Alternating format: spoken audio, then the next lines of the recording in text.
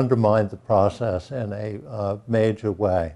You can simply change the one number and strike paragraph K, and So then that we'll will do it. I've submitted language, and I really don't want to see the whole thing of.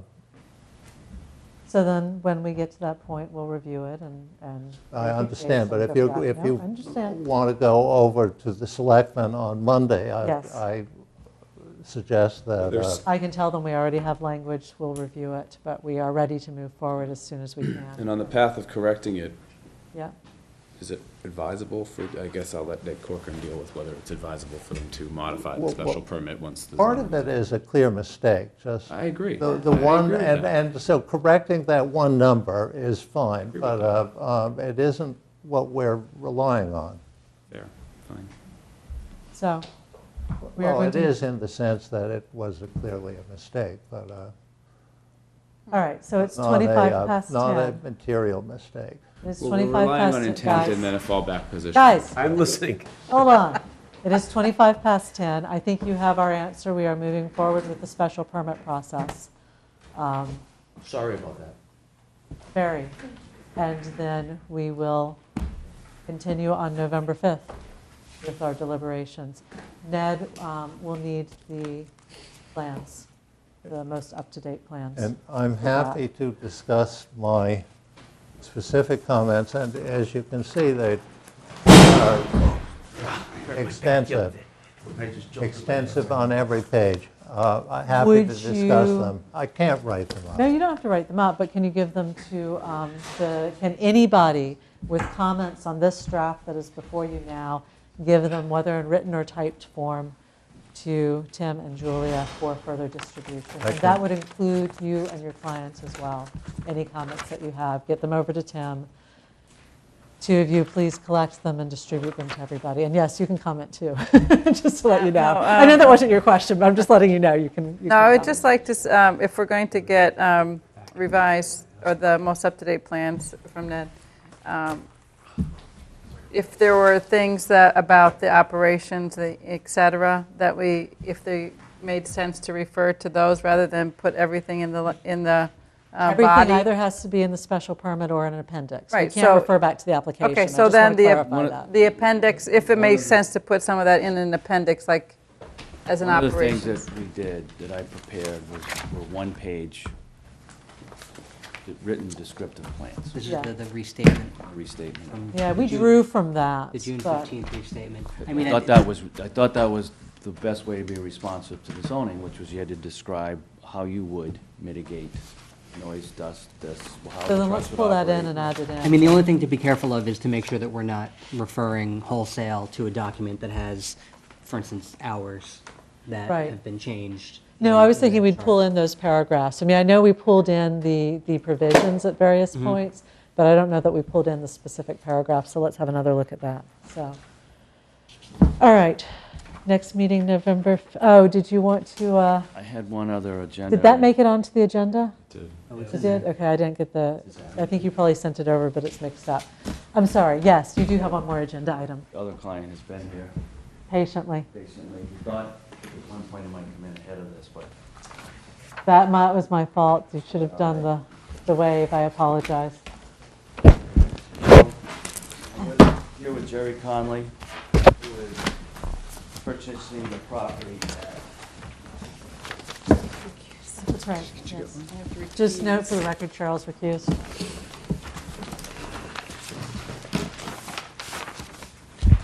So I'm here with Jerry Conley, who's purchasing the property at 475 Adams Street. It's the old red house that is across from the Blue Hills Bank. And it's sort of an interesting piece of property. It is property with a history of pre-existing nonconformity. It was historically doctor's offices with residents and operated as such under special permits that were continued for periods of time. That use has lapsed. About a year ago, the current owner, who's Tom O'Neill, sought a permit to put a real estate office and some other small offices in the building, started a hearing with the Board of Appeals, and withdrew the application. He is now sold or selling to the Conleys, and the Conleys are proposing a new use, and I've shown you provided a rendering of what that new use would be. It would be a building that would have 2 small offices on the first floor, 2 bedroom apartments on the second floor. It requires, at a minimum, a new special permit from the Board of Appeals, and it would require site plan approval from this board. It may require variances. We have not yet submitted a specific application to the zoning commissioner with respect to that.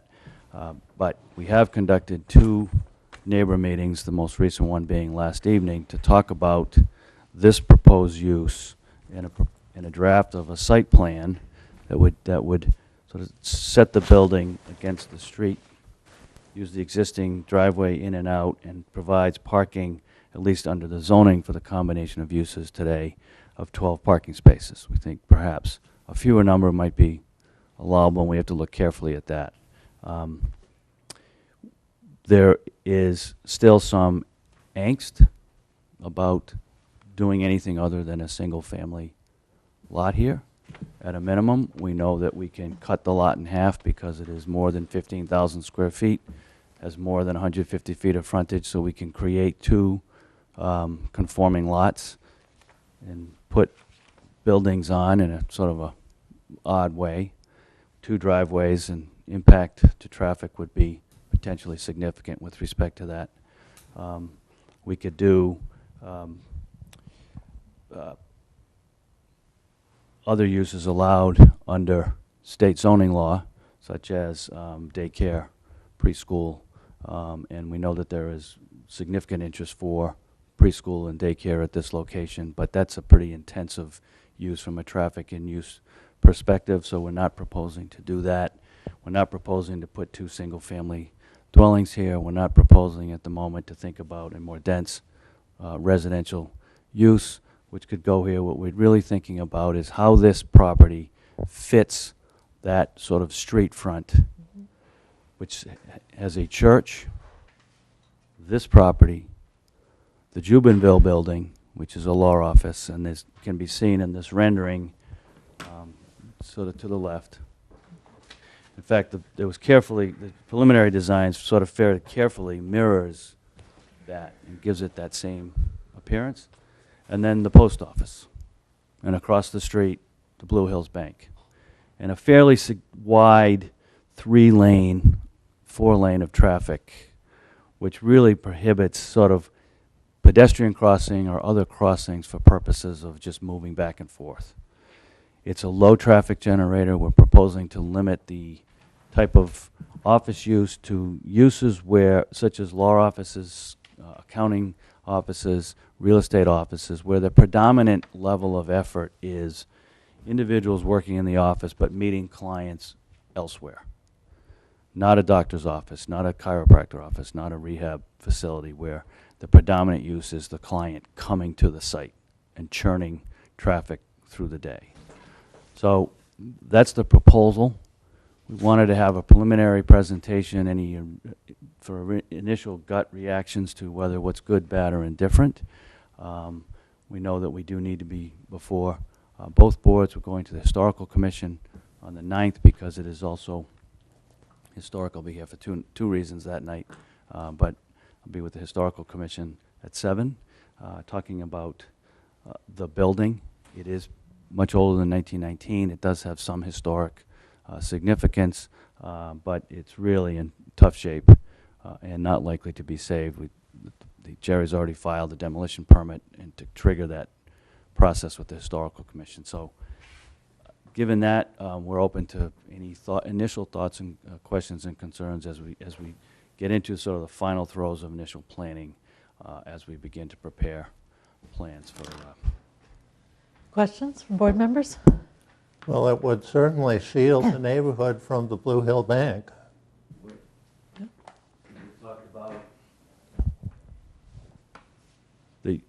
What's interesting about the site is that this doesn't show topography, but it actually comes up towards the back.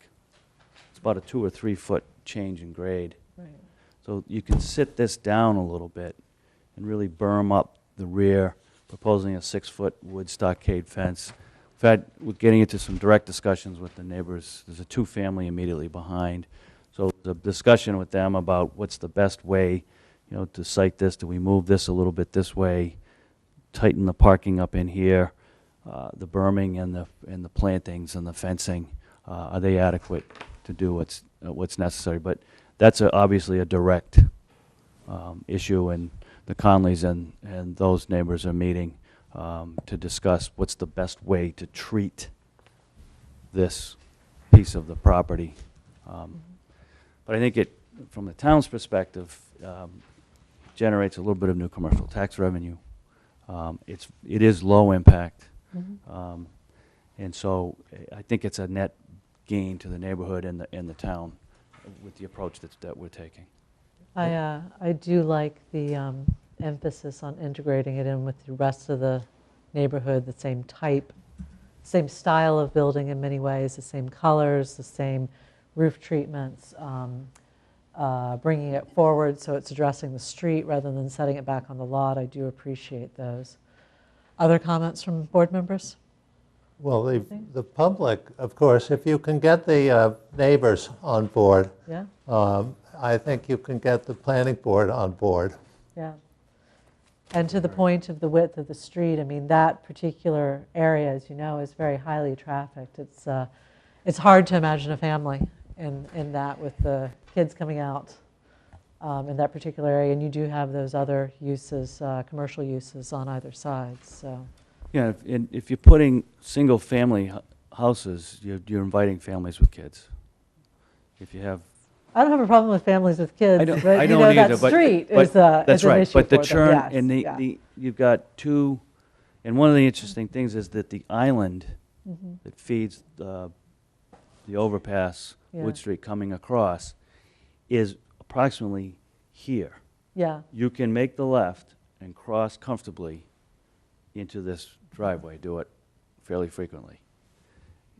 If there's a driveway here, now they have to make a right, and they're going to turn into St. Agatha Road, or they're going to turn into the church, or they're going to go down and around and come back in. Right.